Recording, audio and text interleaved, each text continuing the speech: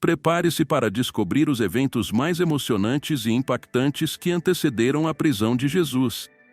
No jardim do Getsêmani, um lugar de profunda angústia e oração fervorosa, Jesus enfrentou traição, dor e, ainda assim, revelou sua majestade divina. O que realmente aconteceu naquela noite? Como os momentos finais de liberdade de Jesus moldaram o destino da humanidade?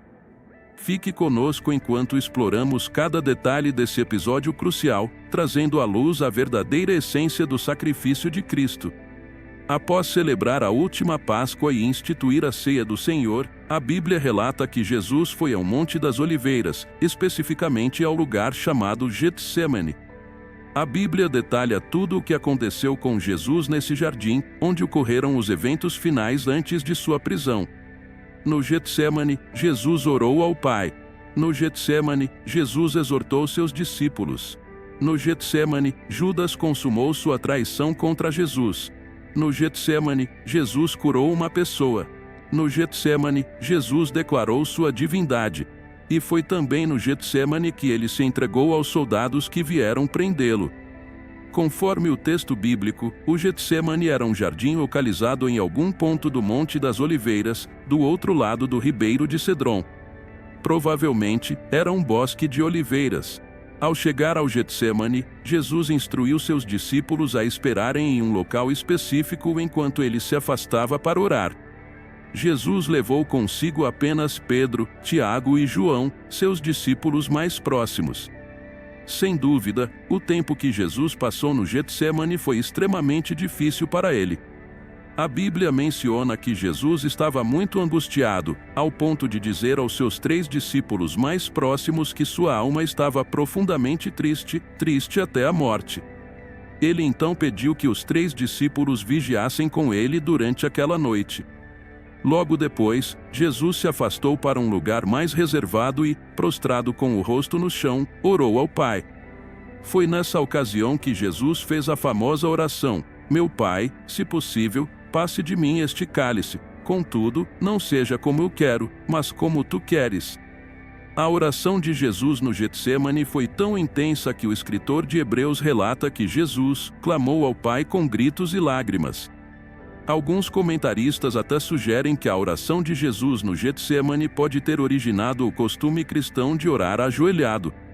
Não sabemos ao certo, mas é possível, já que os judeus geralmente oravam em pé. O evangelista Lucas traz 2 informações cruciais sobre o que aconteceu com Jesus no Getsêmani enquanto ele orava. Lucas relata que a angústia de Cristo foi tão intensa que seu suor se tornou como gotas de sangue caindo no chão. Ele também menciona que um anjo do céu apareceu para confortar Jesus, tamanha era a sua aflição. Mateus acrescenta que, naquela noite, Jesus orou 3 vezes no jardim do Getsêmani. Porém, entre uma oração e outra, ele sempre encontrava seus discípulos dormindo. Foi nesse contexto que Jesus fez a conhecida exortação: vigiai e orai, para que não entreis em tentação. Na verdade, o espírito está pronto, mas a carne é fraca. A Bíblia Sagrada também relata que, em determinado momento da noite, Judas Iscariotes chegou ao Getsêmani, acompanhado pelos guardas do templo e pelos soldados romanos. Judas identificou Jesus no Getsêmani, saudando-o com um beijo no rosto. Estudiosos apontam que não era incomum a guarda do templo demonstrar comportamento violento e agressivo. Além disso, tanto a guarda do templo quanto os legionários romanos estavam armados. O apóstolo João e o evangelista Marcos registram que alguns estavam equipados com porretes, espadas e tochas. Por isso, nas palavras do próprio Jesus, aquelas pessoas vieram prendê-lo como se ele fosse um criminoso. No entanto, a verdadeira identidade de Jesus estava prestes a ser revelada mais uma vez, bem diante dos olhos daqueles que vieram ao Getsêmani para prendê-lo. Os textos bíblicos sobre Jesus no Getsêmani revelam tanto sua humanidade quanto sua divindade. Por um lado, vemos Jesus clamando ao Pai em profunda angústia, a ponto de seu suor se transformar em gotas de sangue.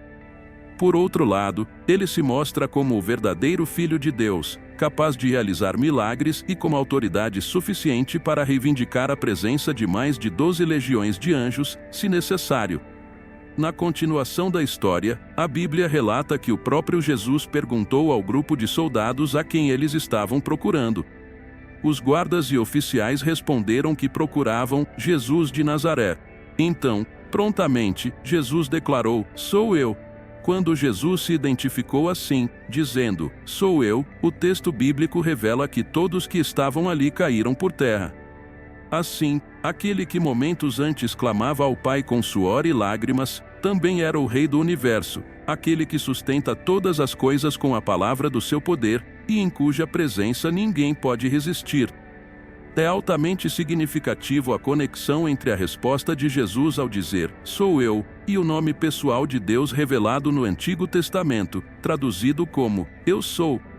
Aqueles homens estavam bem armados e preparados para prender Jesus, mas não puderam resistir à majestade do Filho de Deus. Talvez eles tenham percebido que, apesar de suas armas e da vantagem numérica, na verdade, era Cristo quem tinha o controle da situação. Portanto, podemos concluir que aquela não foi uma prisão forçada, mas uma prisão voluntária. Contudo, o apóstolo Pedro parece não ter compreendido a situação que ocorria no Getsêmani. No momento de tensão em que Jesus estava sendo preso, a Bíblia relata que o impetuoso discípulo desembainhou a espada e cortou a orelha direita de Malco, o servo do sumo sacerdote. Mas a Bíblia também conta que Jesus imediatamente tocou na orelha de Malco e a curou. E depois, Jesus afirmou que, se ele quisesse, o exército celestial estaria à sua disposição. Os textos bíblicos mostram que Jesus no Getsêmani estava também cumprindo as Escrituras. É por isso que em Mateus, capítulo 26, versículo 56, lemos: "Tudo isto aconteceu para que se cumprissem as Escrituras dos profetas." Assim, nada poderia abalar sua fidelidade à palavra. O plano de salvação concebido antes da fundação do mundo não fracassaria. As promessas anunciadas desde o princípio não seriam frustradas. Podemos ter total certeza de que nada, absolutamente nada, faria Jesus Cristo se desviar do caminho da cruz.